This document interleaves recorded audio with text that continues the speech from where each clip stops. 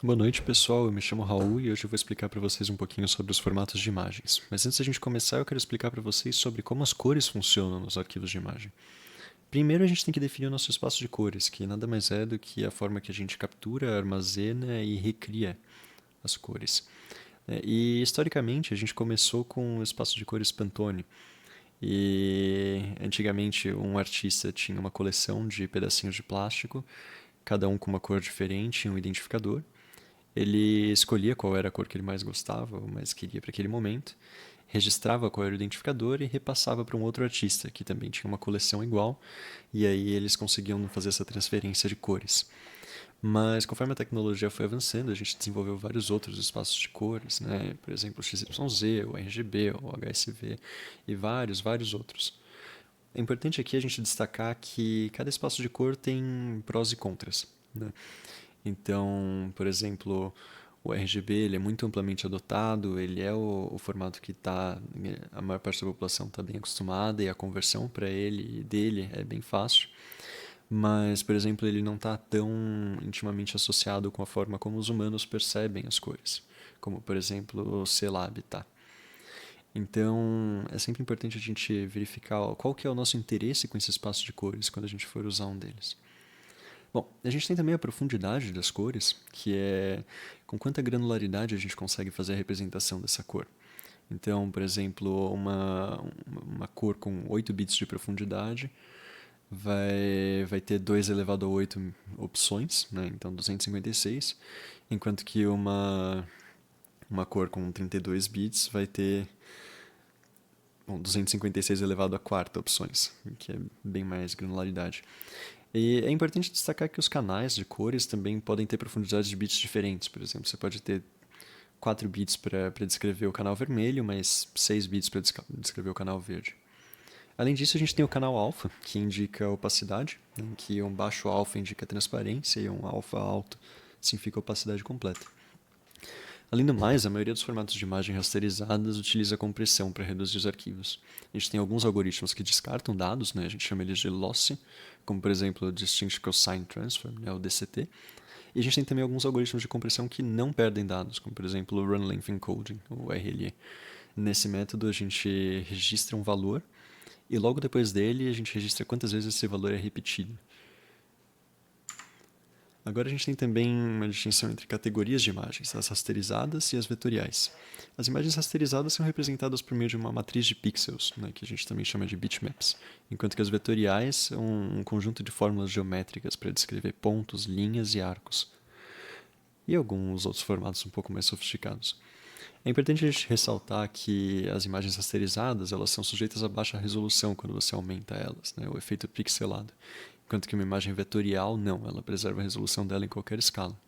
Além disso, ela também dispensa o canal alfa e dá um pouquinho mais de flexibilidade para os espaços de cores que você adota com ela. Agora eu vou dar alguns exemplos de tipos de imagem rasterizadas mais comuns. Né? E a gente começa com o JPEG, né? O Joint Photographic Experts Group. Ele usa compressão com perdas por meio do DCT, né, que a gente mencionou agora há pouco. Ele permite os espaços de cores RGB ou CMYK de até 8 bits por canal. Ele não fornece o canal alfa, né, então você não tem transparência com ele. Ele é usado assim para propósito geral, então desde fotografia amadora até transferência de fotos pela internet. A gente tem também o PNG, né, que ele faz dessa vez a compressão sem perdas por meio do deflate, né, o algoritmo de compressão. E ele tem canal alfa, então você consegue ter transparência nesse negócio. Ele também dá um pouquinho mais de versatilidade nos espaços de cores adotados, né? Você pode usar o RGB de 8 ou 24 bits por canal, mas em compensação você não tem acesso ao CMYK. Como o JPEG, esse é um formato de propósito geral, usado em muitos âmbitos da fotografia e da internet. Agora a gente tem também os GIFs, né, que elas usam compressão sem perdas por meio do LZW, que é um algoritmo de compressão um pouco diferente, porque ele usa umas técnicas de dicionário para fazer a compressão. O GIF tem uma particularidade de que, justamente por causa do algoritmo de compressão adotado, ele usa uma paleta de cor específica para cada imagem. E essa paleta de cor pode ter até, no máximo, 256 cores. Você não vai ter um GIF com mais cores do que isso. E essas cores, por sua vez, vão ser RGB de 8 bits, bem normal aí. E você tem a capacidade de fazer um canal alfa de 1 bit. O que isso significa? Você vai ter bits que vão estar completamente transparentes, né, com alfa igual a 0, e você vai ter bits que vão estar completamente opacos, com alfa igual a 1. Além disso, a gente tem a capacidade de fazer algumas animações com o GIF. Né? Isso foi muito importante no começo da internet, porque enviar vídeos ainda não era realista. Eles eram muito grandes para a época, e o GIF permitia essa compressão para encontrar um equilíbrio entre animações e velocidade.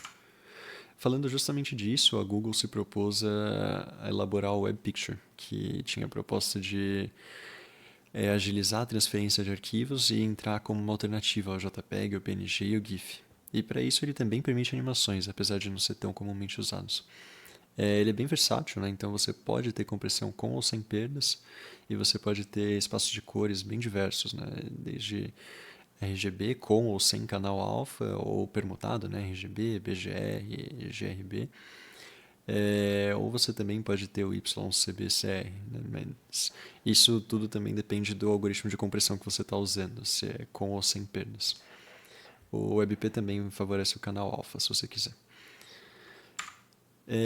Agora entrando na categoria de imagens vetorizadas, a gente tem um player muito grande que é o SVG, né, os Scalable Vector Graphics, que tinham justamente a proposta de entrar como uma alternativa aberta e um standard conhecido para as imagens vetorizadas.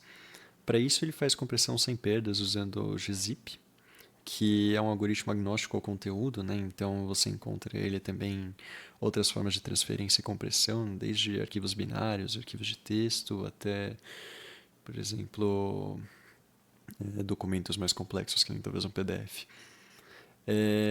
As cores costumam ser definidas em um RGB de 8 bits por canal, ou às vezes no CMYK. E é bem comum encontrar os arquivos SVGs em ícones e ilustrações, justamente por causa do caráter agnóstico à resolução. Né? Então você pode tanto encolher como expandir esses ícones a gosto do freguês. Agora entra uma questão diferente, e até um tópico adicional, que é da quantização de cores. O que acontece quando você tem um espaço de cores com uma profundidade grande, digamos 24 bits por canal, e você quer diminuir ele para uma profundidade bem menor, por exemplo, 4 bits por canal, você vai encontrar uma paleta bem limitada. E ela pode ser pré-definida ou não, no sentido de que você pode ter liberdade para definir a sua própria paleta, que nem no caso do GIF, ou pode ser uma paleta pré-definida, que nem no caso de alguns sistemas embarcados, alguns videogames que já disponibilizam as cores para você. E para a gente fazer essa redução, a gente tem que selecionar quais são as cores mais adequadas para os determinados pixels a partir dessa paleta que a gente definiu. Tem vários algoritmos que a gente pode usar isso, a gente pode minimizar a distância cartesiana, a gente pode realizar um corte pela mediana, usar o método da população, mas é importante mencionar que isso aqui tem critério subjetivo, né? Depende de como a gente percebe a conversão. E para isso, alguns espaços de cores, como por exemplo o CLab, eles são mais adequados, porque eles buscam se aproximar da forma em que as cores são percebidas por humanos. Né?